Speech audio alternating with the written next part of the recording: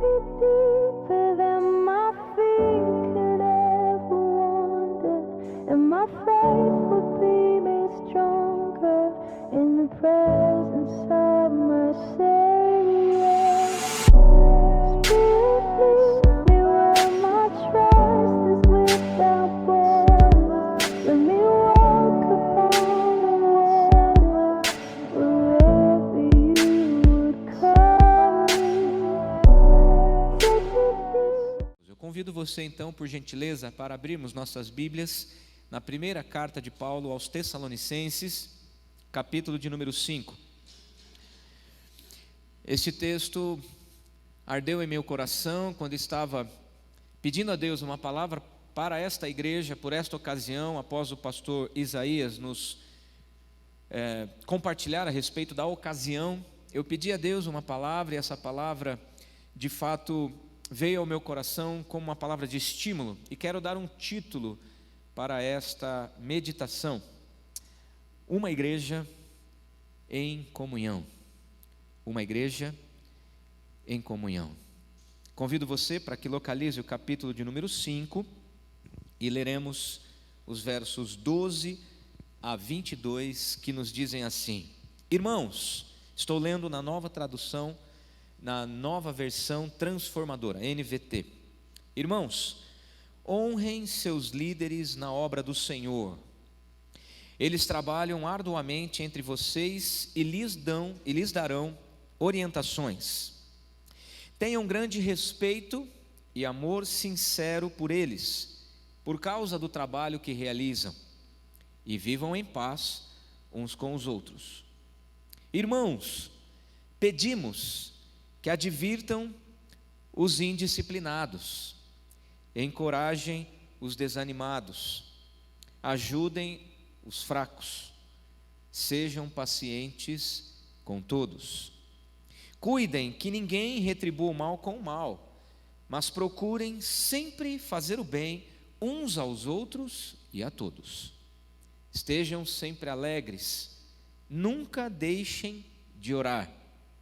Sejam gratos em todas as circunstâncias, pois essa é a vontade de Deus para vocês em Cristo Jesus. Não apaguem o espírito, não desprezem as profecias, mas ponham à prova tudo o que é dito e fiquem com o que é bom. Mantenham-se afastados de toda forma de mal. 1 Tessalonicenses, capítulo 5, versos 12 a 22. Louvado seja o Senhor.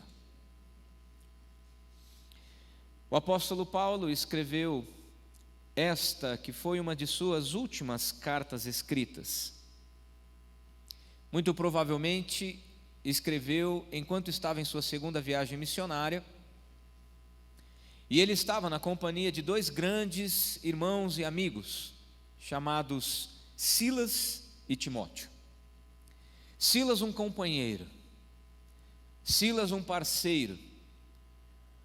Foram açoitados juntos, foram presos juntos, foram libertos juntos, viram o poder de Deus e grandes manifestações de milagres e prodígios juntos. Timóteo, um filho na fé. Timóteo foi deixado em alguns lugares estratégicos, e Paulo escreve em uma de suas cartas para este filho e o chama como verdadeiro filho na fé, um discípulo, cuja fé foi herdada de sua mãe, de sua avó. E Paulo então se dirige a esse servo para escrever uma, depois outra carta, através da qual aprendemos grandes ensinamentos de pai para filho, de discipulador para discípulo, de mestre para um servo. Mas essa carta que estamos lendo é dirigida a uma recém-formada comunidade. A cidade de Tessalônica passou a ser uma cidade estratégica, e ali estava começando uma igreja entre os gentios, uma igreja nova, uma igreja recém-vivendo o evangelho de Jesus Cristo por causa da obra missionária de Paulo e Silas. E agora, na companhia de Timóteo, se dirigem a esta igreja, na primeira pessoa do plural, nós. Mas em algum momento o apóstolo Paulo se dirige a esta igreja na primeira pessoa do singular, eu, como que incentivando, encorajando, admoestando, corrigindo esta comunidade que já estava sendo perseguida pela sua fé singela, estava sendo perseguida por causa do Império Romano, por causa de religiosos que não estavam contentes com este novo jeito de viver a fé em Deus. O cristianismo era novo para aqueles dias. Os judeus, filhos da aliança, filhos do povo de Israel, integrantes desta aliança, eles acreditavam que o Messias viria apenas para resgatar este povo. Quando Jesus expande o evangelho para alcançar também os gentios, quando Paulo começa a fazer viagens para alcançar terras não alcançadas pelos judeus, onde povos diferentes, portanto os gentios viviam, o evangelho começou a ser conhecido por nações, por pessoas que estavam tendo contato com o evangelho de Jesus Cristo de forma inédita. Era uma igreja que não tinha cultura cristã, era uma igreja que não tinha cultura dos 10 mandamentos na lei de Moisés, portanto uma igreja instável, ainda com raízes frágeis, pequenas, mas uma igreja com potencial gigantesco. Eu poderia aqui me dirigir a esta igreja falando do povo de Israel, evocando os 120 anos, mas eu quero olhar nos olhinhos de vocês para ressaltar este novo tempo que a igreja está vivendo. Essa igreja sofreu um abalo, o templo veio abaixo.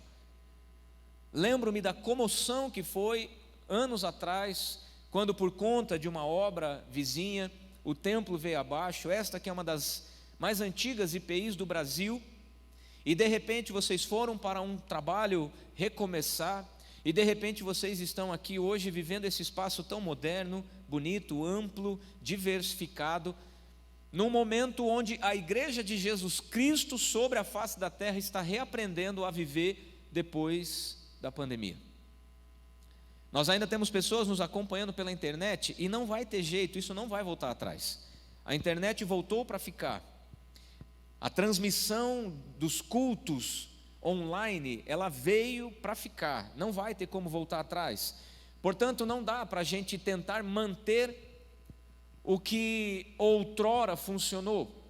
A igreja está sendo impactada, a igreja está sendo desafiada, a igreja está sendo questionada, e há muitas pessoas na sociedade dizendo: eu não acredito em tudo que a Bíblia diz, eu não acredito mais na igreja.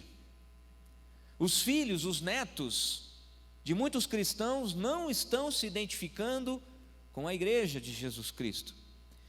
Portanto, eu quero trazer esta palavra como um estímulo, como uma inspiração para você nesta noite.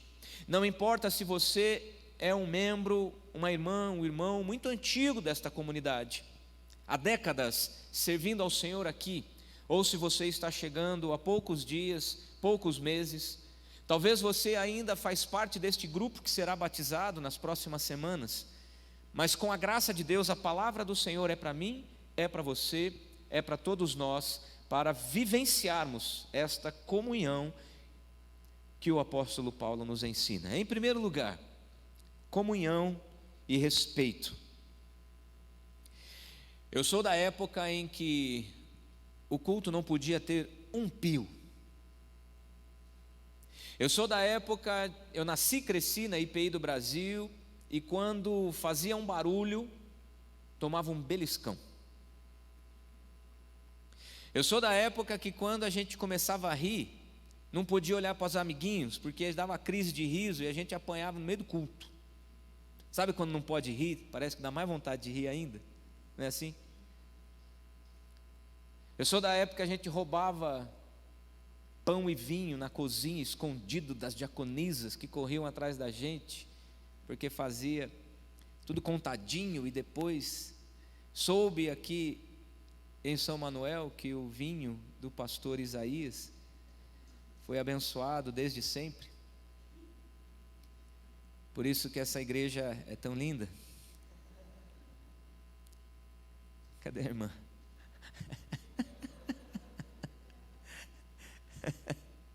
A gente ouve as histórias, a gente dá risada. Minha mãe cantava no coral, contralto. Meu pai cantou no coral a vida inteira, gostava de quartetos. E quando, de vez em quando, já na primeira IPI de Londrina, nós ficávamos na galeria, pegando o boletim, fazendo aviãozinho, esperando o culto acabar para jogar e tentar acertar o lustre e guardar o boletim em cima do lustre. Os meus filhos já têm uma informalidade um pouco maior. Meu filho estava de bermuda, florida e boné. Se fosse eu, na minha infância, jamais, porque eu ia de gravatinha para a igreja, de calça social. Vocês lembram disso? Estão se identificando? Os hinos, SAS, varonis, UMP, reuniões de oração, escola bíblica dominical, moto, classes. Eu vivenciei tudo isso com muita alegria. E eu confesso que aprendi a desenvolver um respeito e uma admiração muito grande aos líderes da igreja. Os presbíteros, hoje também as presbíteras, pastores, hoje também as pastoras, precisam estar entre as pessoas na nossa admiração e do nosso profundo respeito. Pastor Isaías não encomendou essa palavra, até porque o pastor Isaías é um homem de sorriso fácil, e que se não tiver ninguém para fazer, ele vai fazer, e vai levantar pessoas para ajudar, é um mobilizador. A Angélica, às vezes tão discreta, mas um suporte, um bastidor tão grande, tão forte. E com a graça de Deus, este sorriso fácil deste irmão tão querido tem trazido um tempo novo para esta comunidade. E o que o apóstolo Paulo fala sobre isso? Irmãos, honrem seus líderes. E o que é honrar? Honrar é valorizar aquilo no que se é bom, mas honrar é dar suporte para aquilo que é frágil. Exemplo, quando a Bíblia fala de honrar pai e mãe, significa imitar os pais naquilo que eles são bons, mas fazer melhor naquilo que eles não são tão bons. Honre seus líderes na obra do Senhor, eles trabalham arduamente entre vocês e lhes dão orientações. Queridos, pegar este microfone, usar esta tribuna sacra, ministrar santa ceia, se reunir periodicamente para decidir o que fazer com cada centavo que se ganha, ser eleito por uma comunidade para servir às mesas os pobres num ato diaconal, ser nomeado líder em determinada área, seja de acolhimento, de louvor, seja do que for, traz consigo uma grande responsabilidade, e muitos estão dando as costas, porque a igreja de Jesus Cristo está sendo fortemente questionada por causa do mau testemunho de cristãos. Com a graça de Deus, nossos filhos nasceram, cresceram na igreja e já servem ao Senhor com alegria. Nasceram, foram para a igreja desde pequenininho. O meu filho foi batizado com menos de 2 meses de idade, a Beatriz da mesma forma. E eu me lembro uma vez que nós estávamos com um filhinho pequeno, nós sentávamos sempre nas primeiras fileiras, isso já na IPI de Sorocaba, quando fui pastor lá por 6 anos. O Dani era pequenininho, 1 ano e meio quando assumi a titularidade daquela igreja, e depois de alguns anos já vivenciando aquela comunidade, eu peguei o Danielzinho pelo braço e falei: agora. Uma irmã chegou perto de mim e falou: nossa, pastor, como você é bravo, coitadinho do Danielzinho. Aí eu olhei para ela assim, sabe que o sangue sobe, né? Criança tira a gente do sério, não é verdade? Aí eu falei: irmã querida, querendo pegar o filho pelo bracinho, mas daí a gente olha para a irmã com misericórdia. Eu falei: você gosta do Danielzinho? Ela falou: nossa, pastor, ele é uma criança linda, querida, coitadinho. Daí eu falei: então, você curte, eu educo. Ai.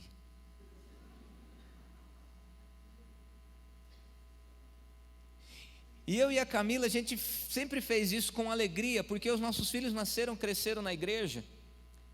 E não é o boné, não é o tênis. O meu filho quis vir para a igreja cedo hoje para jogar basquete. Queridos, vocês não têm ideia da alegria de um pai, de olhar para o seu filho e falar: pai, vamos para a igreja. Ou basquete na igreja. Ou boné faz com que uma pessoa não seja igreja. Respeitar os líderes é trazer uma nova visão e mergulhar nela. É um novo tempo e mergulhar nele, dando suporte. Queridos, nós nunca teremos líderes, pastores perfeitos. Nós nunca teremos líderes completamente irrepreensíveis, embora a palavra do Senhor nos oriente que sejamos assim. Mas a Bíblia diz: tenham grande respeito e amor sincero por eles, por causa do trabalho que realizam, porque é muito fácil criticar, é muito fácil falar mal, é muito fácil apontar os defeitos e dizer o que deve ser feito. Mas igreja é o seguinte: você faz primeiro e depois conta como fez. Não é mandar os outros fazer. É muito fácil: olha, está precisando disso aqui, olha, está sujeirinha aqui, olha, o banheiro estava sem papel, vai lá e põe papel, miserável. Porque veja, os líderes têm que pensar na vida da igreja, têm que pedir a Deus direção. Então, vivam em paz uns com os outros. Esse é o conceito que Paulo está dizendo a esta igreja recém-formada. Um ar de comunhão, mas ao mesmo tempo profundo respeito mútuo, respeito que traz paz. Certa vez o apóstolo Paulo escreveu à igreja de Corinto, e havia uma dissensão, uma divisão naquela igreja, e havia os que diziam: eu sou de Paulo, e outros diziam: eu sou de Pedro, eu sou de Apolo, e haviam os mais perigosos que diziam: eu sou de Cristo. Na igreja não existe divisão. Eu sou da época do fulano, do beltrano e do cicrano. Eu estou contando aqui parte da minha história, e eu preguei de terno e gravata até alguns anos atrás. Confesso que nos últimos anos, lidando com juventude, lidando com uma igreja como na cidade de Londrina, uma cidade urbana, não tem feito muito sentido. E eu perguntei ao pastor Isaías: pastor, devo levar terno e gravata? Eu faria com muita alegria. Mesma coisa para o pastor João Marcos ali em Lençóis, eu faria com muita alegria, porque não é a veste, não é a roupa que me torna filho de Deus, é o meu coração e o chamado dele para a minha vida. E quando Paulo se dirigiu a essa igreja, falou: ó, vocês, eu queria dar comida sólida para vocês, mas eu ainda tenho que dar leitinho, porque vocês são imaturos. Vocês ficam discutindo quem é de quem é discípulo de quem. E graças a Deus eu batizei um ou outro aí em Corinto, porque senão vocês iam dizer que eram tudo filho de Paulo. Vivam em paz uns com os outros. Amor e respeito é fundamental para a igreja pós-pandemia. Porque muitos virão de bermuda, com crises na sexualidade, divorciados, com filhos de casamentos colcha de retalho, vindo de outras comunidades cristãs, pentecostais, católicos, metodistas, de Londrina, de São Manuel, de Botucatu, de Areiópolis, de Pratânia, seja de onde for, pessoas virão. E o respeito pelas diferenças faz uma igreja viver em comunhão. Vivam em paz. Em segundo lugar, comunhão e encorajamento. Irmãos, versos 14 e 15. Pedimos que advirtam os indisciplinados, encorajem os desanimados, ajudem os fracos, sejam pacientes com todos, cuidem que ninguém retribua o mal com o mal, mas procurem sempre fazer o bem uns aos outros e a todos. E aqui Paulo utiliza uma série de verbos, que são ações de encorajamento. Portanto, comunhão que gera coragem. Você vem para a igreja ou você é a igreja? Você está assistindo o culto da igreja ou você é a igreja? Você ora pela igreja ou você é a igreja em oração? Porque nós não podemos pensar na igreja como uma terceira pessoa, e sim uma primeira pessoa. Eu sou igreja, nós somos igreja. E todos nós precisamos de encorajamento, queridos. As igrejas, nestes últimos 2 anos, que se reinventaram, que se superaram, os pastores que buscaram auxílio na tecnologia, nas lives, as igrejas que se mantiveram conectadas, apesar do distanciamento neste período, está voltando agora com força total, para uma nova era, para um novo tempo, para uma nova igreja. Mas nós precisamos de encorajamento, porque nunca foi tão difícil ser igreja como nos nossos dias, porque o comodismo nos leva para de trás das câmeras. Foi muito bom, e eu confesso que curti assistir o culto de pijama, chinelo, acendendo a churrasqueira já em casa, que a hora que acaba o culto, vamos comer. E agora está difícil voltar. A comunhão virtual, ela é importante como ferramenta, mas o olho no olho não tem comparação. Nós precisamos ajudar as pessoas a voltarem para a comunhão, e a gente tem que fazer isso com palavras de encorajamento e não palavras de cobrança. Não te vi domingo à noite na igreja. Dá vontade de falar a outra pessoa, fala assim: nem você perguntou como eu estava. Porque a gente no intuito de trazer as pessoas, a gente acaba sendo indelicado, inábil, quando na verdade as pessoas estão com seus dramas, com suas dificuldades. O que está na vida de cada um precisa ser considerado com muito carinho, e as pessoas querem ser tratadas com respeito, mas também ser encorajadas, e não apenas cobrança. Quem que aguenta? Então olha quanta coisa linda que Paulo diz para essa igreja: pedimos que vocês advirtam os indisciplinados. Amor é disciplina também. Disciplina sem amor é permissividade, mas disciplina sem amor é arrogância, é tirania.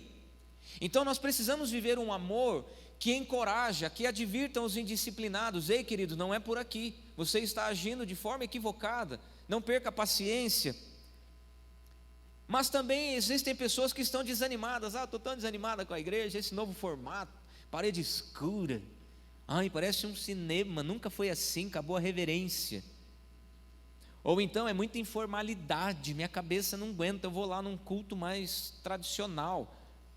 Ok, você tem o direito, você é livre, mas o que você é? Igreja? Ou você quer uma igreja que caiba no teu projeto pessoal? Os desanimados, às vezes, eles são tomados de uma profunda tristeza por causa da enfermidade, o luto, uma discussão, um olhar, uma indelicadeza que se tem na comunhão. Mas de repente a gente percebe que o apóstolo Paulo fala assim: deixa os desanimados em casa. Não, o que nós fazemos com eles? Encorajamos, porque lá no fundo existe um coração aflito ali, e esse desânimo precisa ser percebido, precisa ser considerado. E ao mesmo tempo, o que Paulo nos orienta neste momento é que nós sejamos agentes de encorajamento. Ajudem os fracos, muito mais do que apontar a fraqueza. Igreja boa é aquela que dá a mão e fala: vamos, meu irmão. Igreja boa é aquela que vai buscar o fraquinho. Igreja que vive em comunhão é aquela que vai visitar, é aquela que considera e que não fica acusando, atacando. Ajudem os fracos. Quem não está aqui hoje não está por quê? Nós, os que estamos, precisamos orar em favor dos que não estão, não julgando e não atacando pedra, mas ajudando, indo buscar se for preciso. E a responsabilidade não é apenas do pastor. Uma igreja acolhedora começa com cada membro, cada irmão, cada irmã, cada família, convicto de seu chamado em Cristo, de sua posição como igreja em Jesus, para ajudar os mais fracos.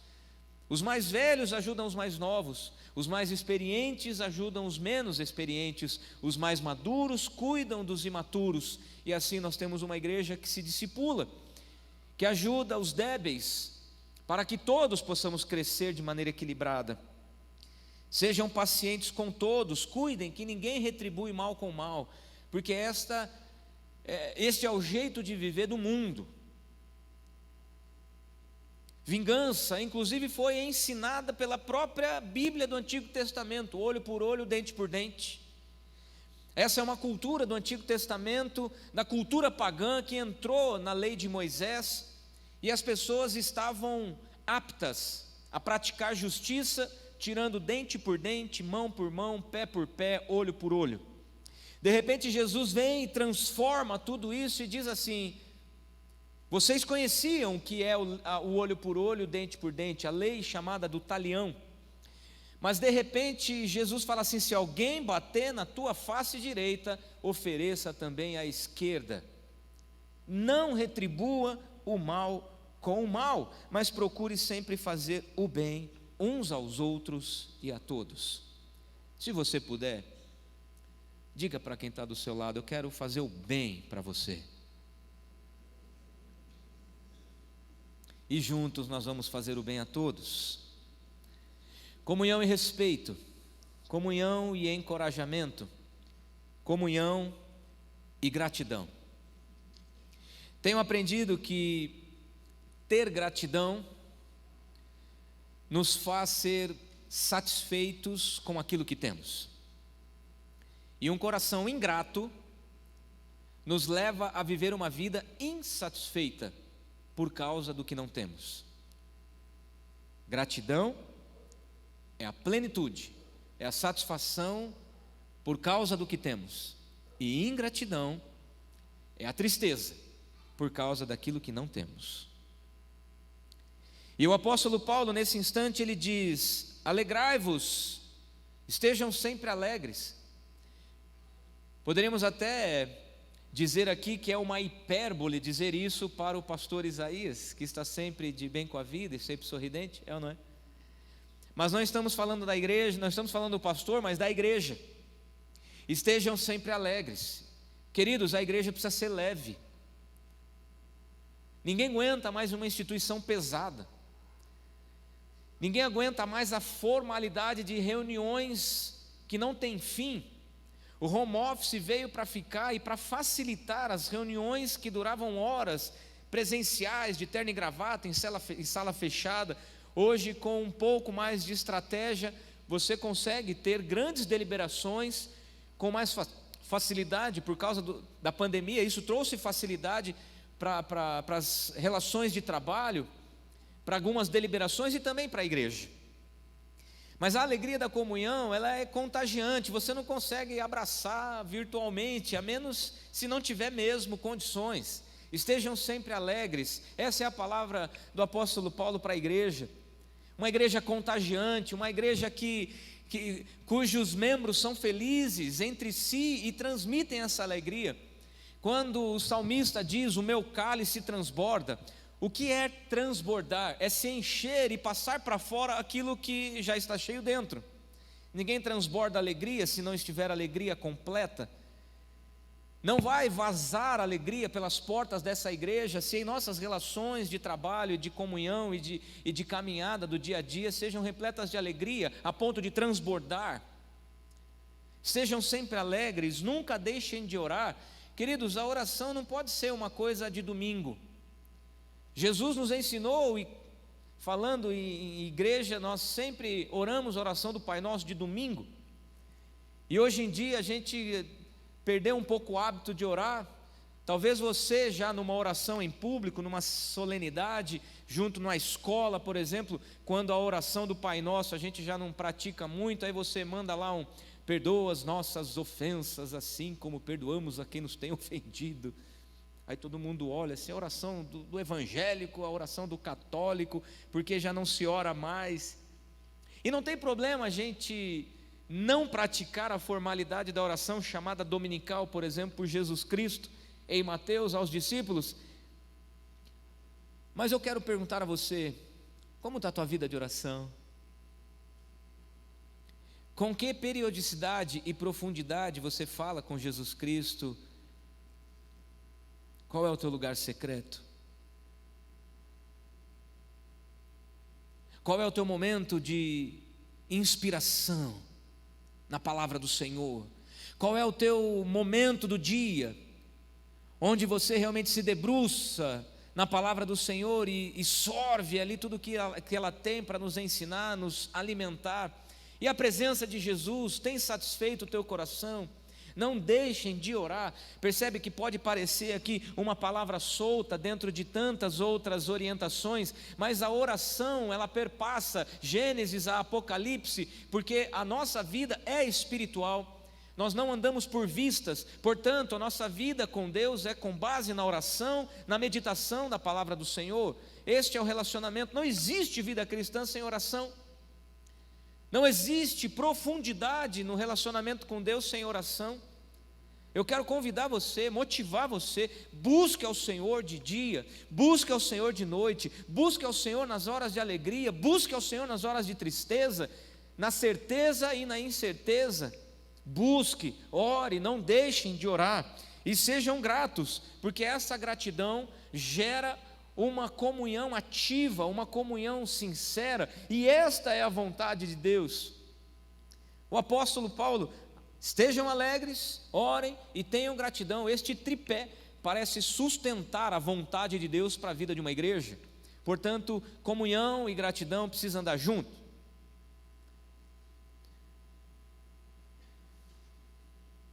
Você tem o hábito de ser uma pessoa grata?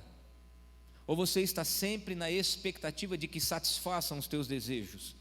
Porque este coração que espera é o mesmo coração que vem para a igreja e observa, quando na verdade a gente precisa de corações que venham para fazer, para servir, para curtir a presença de Deus, para ter um tempo na presença de Deus, com cânticos, este ou aquele, com pregadores, este ou aquele, com pessoas, estas ou aquelas, muitas ou poucas.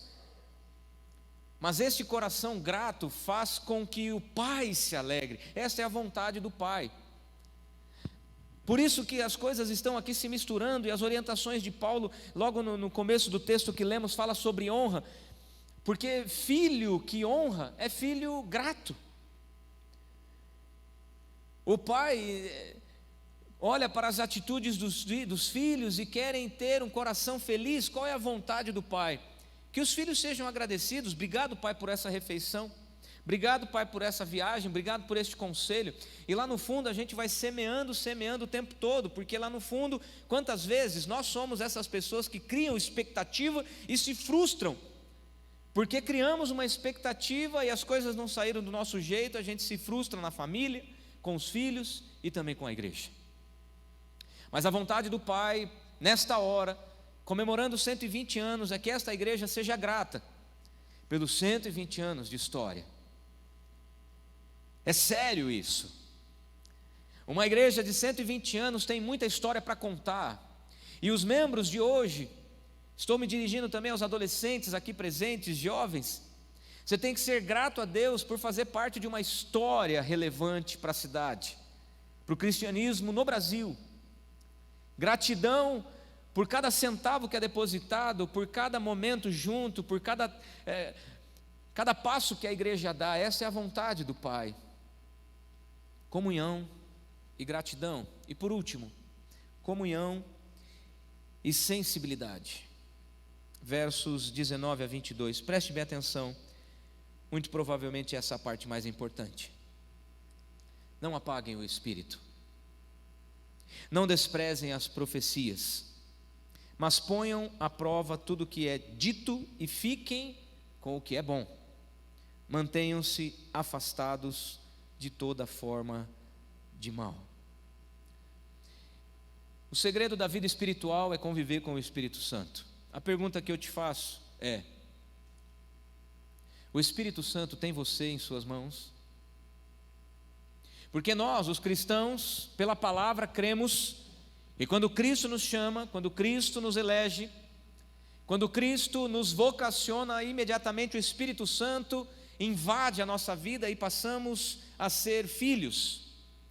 Deixamos de ser homens carnais para nos tornarmos humanidade espiritual em Cristo.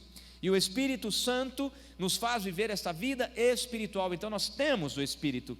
A pergunta é: o Espírito te tem? O Espírito faz você ser conduzido em suas ações no dia a dia? É o Espírito que te motiva a cada decisão? Quando você amanhece na segunda-feira, precisa ir para o seu local de trabalho, é o Espírito que te conduz? Ou você diz assim: Espírito Santo, eu estou te apagando agora, porque aqui quem manda sou eu, este contrato não tem nada a ver com o Espírito, esse contrato tem a ver com a minha assinatura, esta ordem de pagamento, este fechamento de compra, esta consulta, este bate-papo, esta conversa, este movimento é por minha conta. Espírito Santo, você não tem nada a ver com isso. Quando na realidade o apóstolo Paulo está dizendo: não apaguem o Espírito, pelo contrário, vivam por ele, enchei-vos do Espírito Santo, é o que o apóstolo Paulo diz. Essa é uma igreja cheia do Espírito, uma igreja que vive em comunhão com Deus Pai, Filho e Espírito Santo, com sensibilidade. Querido, os 2 dias mais importantes da tua vida é o dia que você nasceu e o dia que você encontrou o teu propósito em Cristo. E é o Espírito que nos conduz a este propósito, porque não há nada mais irrelevante, eu costumo dizer isso o tempo todo, não há nada mais irrelevante do que você fazer com excelência aquilo que não foi dirigido pelo Espírito. Não há nada mais irrelevante, inútil, inócuo, sem valor, do que fazer com perfeição aquilo que não foi dirigido pelo Espírito Santo. É pura humanidade, é puro projeto humano, racionalidade. E isso o mundo faz, a igreja depende e precisa viver pelo Espírito.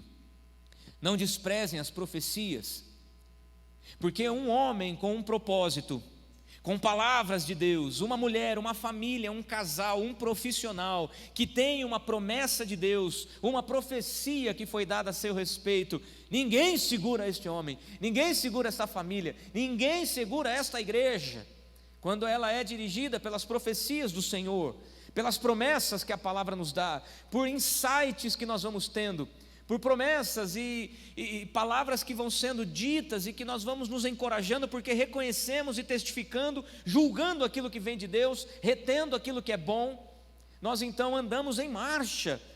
Ninguém segura uma igreja em marcha, ninguém segura um batalhão que é levado pelo Espírito, porque nós não vivemos marchando nesta terra, porque a guerra que está entre nós é espiritual. Portanto, busque no Senhor qual é a palavra do Senhor para hoje. Eu não estou dizendo para este ano, eu não estou dizendo para esta semana, eu estou dizendo para cada indecisão da tua vida, para cada conversa, para cada minuto. Seja guiado e dirigido pelo Espírito Santo, seja levado pelo poder de Deus, seja um instrumento nas mãos do Senhor, porque todas as vezes que nos distanciamos do poder do Espírito Santo, nós andamos cada vez mais pela carne, andamos mais pela humanidade. Adão e Cristo, essas são as duas extremidades. Sem o Espírito Santo nós somos natureza adâmica, portanto caída, falha, pecaminosa. Em Cristo e pelo Espírito nós temos uma sensibilidade ao poder de Deus. Não despreze os dons que Deus te deu. Por favor, aquilo que você faz, só você vai fazer. O lugar onde você está, somente você vai ser instrumento lá. Não espere que as pessoas da igreja, o pastor, a diaconia, vá lá onde você está, porque foi Deus quem te colocou lá de maneira estratégica para você viver a vida espiritual e contagiar lá.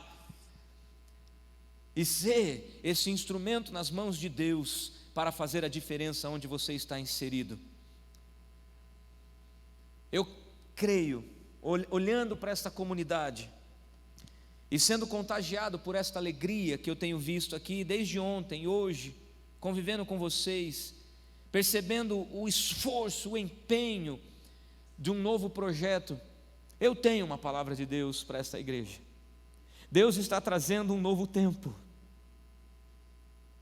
Deus está trazendo uma nova estação. Deus está trazendo sementes e frutos. Deus está plantando ali no infantil. Deus está por meio das tuas mãos plantando na cidade de São Manuel e na vizinhança. É com você que Deus está falando. É com a senhora que Deus está falando. É um novo tempo. Nós precisamos deste lugar secreto. Nós precisamos deste avivamento diário para vivermos pela unção do Espírito Santo. E assim nós queremos viver dia após dia, sendo bênção uns para os outros. Queridos, eu estou muitíssimo motivado, porque esta é uma oportunidade que Deus está dando para nós fazermos a diferença depois da pandemia. Existem muitas pessoas desanimadas com a igreja, existem pessoas desanimadas com o cristianismo, e eu confesso que eu muitas vezes fui pedra de tropeço ao julgar, ao me portar de maneira que desprezasse pessoas diferentes de mim. Os drogados precisam de acolhimento, as viúvas precisam ser acolhidas, as pessoas com problemas afetivos, os divorciados, os órfãos, as pessoas com crise na identidade, essas pessoas precisam de Cristo. E quem, senão nós? Quando, senão agora? Quem, senão você? E por quem, senão por Cristo? Há uma urgência do chamado, há uma urgência para uma igreja mesmo de 120 anos, para que se reinvente, para que aproveite as oportunidades e reescreva e faça um novo caminho, cheio do Espírito Santo. Igreja viva é a igreja contagiante, onde as pessoas entram por essas portas e percebem o mover tangível, tocável, sensível daquele que é o Deus Todo-Poderoso. Não dá para conceber pessoas que entram e saem da igreja como se nada tivesse acontecido, pessoas que entram na presença de Deus para cumprir um protocolo, seja numa leitura, numa oração. Não, Deus está nos chamando para irmos mais fundo, para vivenciarmos essa comunhão mais profunda, que pega a mão dos mais enfraquecidos, que encoraja os desanimados e que vive o poder de Deus em cada decisão, em cada momento de sua jornada. Com a graça de Deus, eu quero agora convidar você a fechar os teus olhos. E se você entende que essa palavra é para você, e que Deus está te chamando para um novo patamar de comunhão, um novo tempo de serviço e de entrega para a comunidade local, eu convido você a colocar-se em pé, dizendo assim: eis-me aqui, Senhor, eu quero ser uma bênção. Se você deseja fazer isso, coloque-se em pé no seu lugar, coloque a mão no teu coração e diz: eu quero ser uma bênção.